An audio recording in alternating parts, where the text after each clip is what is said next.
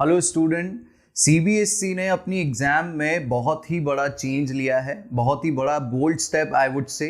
देखिए आप exam pattern किस तरीके से सीबीएसई ने रीन्यूड कर दिया है, ताकि पेंडेमिक की सिचुएशन अगर फिर से क्रिएट होती है, जैसा कि आप लोगों के सीनियर्स के साथ हुआ है, तो एग्जाम उस केस में किस तरीके से होंगे, किस तरीके से असेसमेंट किया जा सकेगा। तो आइए हम देखते हैं, कुछ समझते हैं कि आपको किस तरीके से सीबीएसई असेसमेंट इस साल करने वाली है। देखिए सीबीएसई ने इस साल जो पैटर्न है उसे दो तरीके से डिवाइड किया, दैट इज टर्म 1 और टर्म 2 में।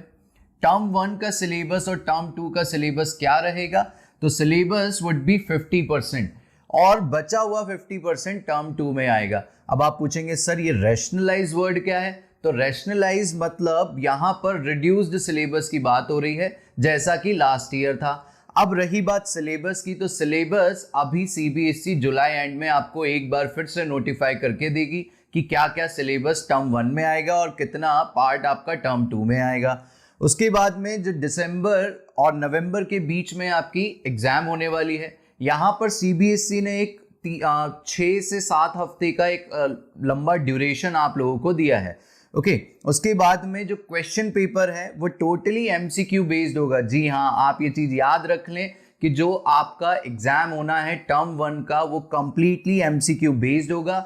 इसमें सीबीएसई ने स्पेशली मेंशन किया है assertion reason, case based studies questions और उसके बाद में कंटेंट बेस्ड जो एमसीक्यूज होते हैं उन पर बेस्ड आपका एग्जाम होना है। ये जो एग्जाम होगा इसमें आप लोगों को ओएमआर शीट प्रोवाइड की जाएगी बेटा। ओएमआर शीट एग्जाम में एग्जाम सेंटर्स को मिलेगी। हो सकता है कि मान लीजिए आपके एग्जाम सेंटर्स के पास में ओएमआर को करेक्ट करने के लिए प्रॉपर मशीनरी नहीं भी होगी, तो भी वहां पर टीचर्स को मार्किंग स्कीम प्रोवाइड की जाएगी जिससे वो आपके ओएमआर्स को करेक्ट कर सके। सो नेट अगर बात करें तो एमसीक्यू बेस्ड आपका टर्म 1 होने वाला है, there is no subjective question here. और ये जो एग्जाम होगा ये 90 मिनट्स का होगा बेटा। अब मान लीजिए कि कुछ पेंडेमिक सिचुएशन अभी जैसे third wave is right now, बोला जा रहा है, सजेस्टेड है कि इट मे कम इन सितंबर और during the September November month, October month, तो हो सकता है कि आप उस सिचुएशन में स्कूल में एग्जाम देने नहीं जा पाए, तो भी सीबीएसई इसे ऑनलाइन मोड में आपसे कंडक्ट करवा लेगा। मेरी बात ध्यान से समझिए यहाँ पर कि जो सीबीएसई है वो ही ऑफलाइन और ऑनलाइन मोड में इसे कंडक्ट करने वाला है। ऑफलाइन मोड की जब हम बात करेंगे तो ऑफलाइन मोड में आप देखें एक एक्सटर्नल प्रोवाइड किया जाएगा स्कूल को, सेंटर को, उसके सुपरविजन में आप ऑफलाइन मोड में ये एग्जाम प्रिपेयर करेंगे, एग्जाम देंगे बेटा। ओके, मान लीजिए इन केस आप स्कूल नहीं जा पाए हैं, सिचुएशंस ऐसी हैं कि स्कूल्स ओपन नहीं हो रहे हैं, तो इन दैट सिचुएशन आप ऑनलाइन मोड में इस एग्जाम को देंगे बेटा, लेकिन टर्म 1 का एग्जाम जरूर देना है। मीन टाइम आपके internal exams they are most important now. उनके बेसिस पर मान लीजिए इन केस आप टर्म 2 नहीं दे पाएंगे, टर्म 2 में अभी आपको एक्सप्लेन करूंगा, तो आप समझेंगे इंटरनल एग्जाम का इंपॉर्टेंट क्या है। तो इंटरनल एग्जाम्स आपकी जो स्कूल कंडक्ट करता आ रहा है उसमें हो सकता है प्रोजेक्ट वर्क हो, प्रैक्टिकल वर्क हो, और इंग्लिश और हिंदी सब्जेक्ट्स में स्पीकिंग और लिसनिंग स्किल्स जो होती हैं उनके असेसमेंट होते हैं वो।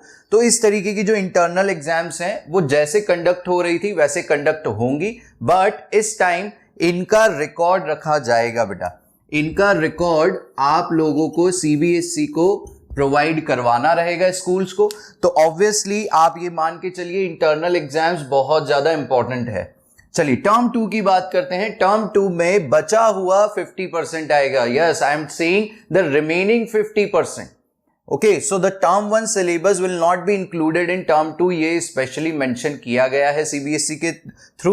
नेक्स्ट इसका ड्यूरेशन क्या होगा, तो that would be conducted in the month of March and April again. Okay, और ये एग्जाम टोटली सब्जेक्टिव होने वाला है। ओके, इस सब्जेक्टिव क्वेश्चन में भी, सब्जेक्टिव पेपर में भी आपको केस बेस्ड स्टडी फॉर्मेट में क्वेश्चन मिलेंगे, शॉर्ट आंसर टाइप और लॉन्ग आंसर टाइप क्वेश्चंस मिलेंगे, जो पहले जिस तरीके से आया करते थे। अब ये जो पेपर होगा ये 2 आवर्स का होगा बेटा। ये जो पेपर होगा ये 2 आवर्स का होगा। मान लीजिए उस टाइम पर फिर से सिचुएशन ऐसी आ जाती है कि आप लोग एग्जाम नहीं दे पा रहे हैं। अगर आप लोग एग्जाम नहीं दे पा रहे हैं तो उस सीन में यहां पर भी एमसीक्यू बेस्ड आपका पेपर ले लिया जाएगा। और जिसमें भी आपको मतलब आप मान लीजिए आपने या तो ये ऑफलाइन दिया हो या ये ऑफलाइन दिया हो, जो एग्जाम आप ऑफलाइन देंगे उसका वेटेज ज्यादा कंसीडर किया जाएगा। फिर भी मान लीजिए ऐसी सिचुएशन आ जाती है कि आप इसमें कोई भी एग्जाम नहीं दे पाते हैं, कोई भी एग्जाम नहीं दे पाते हैं, तो इन दैट केस आपका टर्म 1 और इंटरनल असेसमेंट का ही वेटेज कंसीडर करके आपका असेसमेंट किया जाएगा। तो मेरी बात यहां तक आपको थोड़ी बहुत समझ में आई होगी कि किस तरीके से सीबीएसई ने टर्म 1 टर्म 2 में सिलेबस को डिवाइड कर दिया है। तो मैं आपको यही सजेस्ट करूंगा, तो for preparation of the term 1 आप एमसीक्यू बेस्ड स्टडी शुरू करें और जैसे पढ़ते आ रहे थे वैसे ही पढ़ाई करिए। सिलेबस में कोई ज्यादा बदलाव नहीं है और जो रैशनलाइज वर्ड आपको दिख रहा है अगर ये आ भी जाता है तो आपकी कॉम्पिटिटिव एग्जाम में इसका कोई फर्क नहीं पड़ता। तो दैट मीन्स आप जैसे पढ़ रहे हैं कंटिन्यू स्टडिंग देयर। बस अब आप अपने क्वेश्चन प्रैक्टिस में एमसीक्यू को इन्वॉल्व करना शुरू करें जिससे आप टर्म 1 के लिए तैयारी कर सके बेटा। Bye, have a nice day all of you.